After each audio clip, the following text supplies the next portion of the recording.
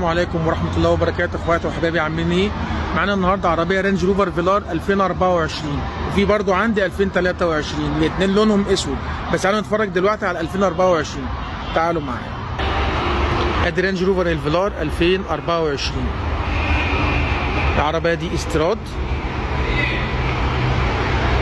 العربيه دي بتنزل بموتور 2000 سي سي، بتطلع ب 250 اللي هو 250 هورس باور. العربيه دي كامله كل حاجه. عندنا هنا هوت جنوت سبور 20. هنا شنطه كهرباء.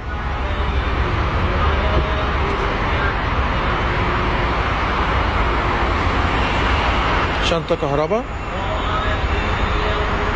مساحه التخزين بتاعتها برضو مساحه كويسه جدا. في عندنا روف راك برضو فوق اللي عايز مثلا يحط اي حاجه لو حضرتك مسافر او حاجه.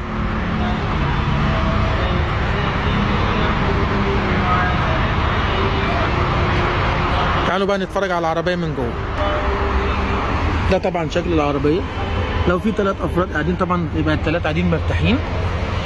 في عندنا هو فتحات تكييف خلفيه. ده المنظر بتاعها.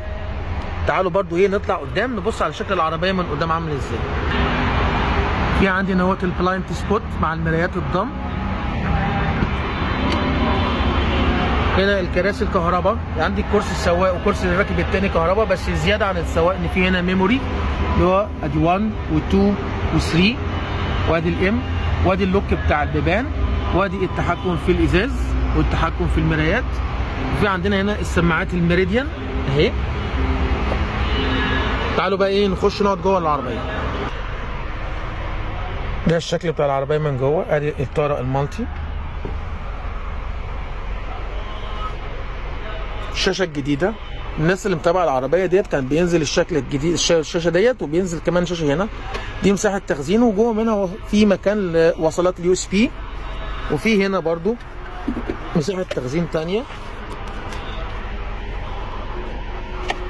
اهي، ومكان لوصلات اليو اس بي.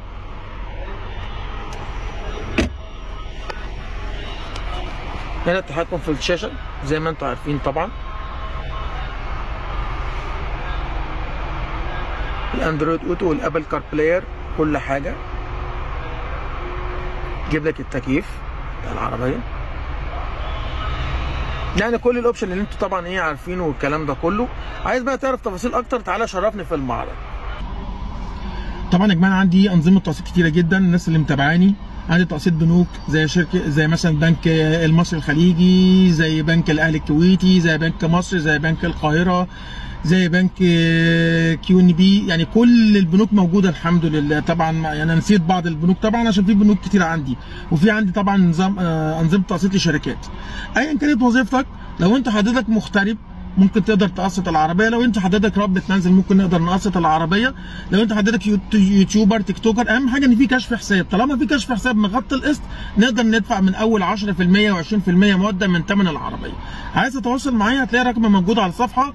كلمني في اي وقت. لو انا ما ردتش عليك ممكن تبعت لي على الواتس، هتلاقيني برده برد عليك، سواء اذا كان في اسعار، سواء اذا كان في اوبشن، سواء اذا كنت عايز تعمل تريد ان في العربيه بتاعتك القديمه عايز تدخلها في عربيه جديده. انا تحت امرك.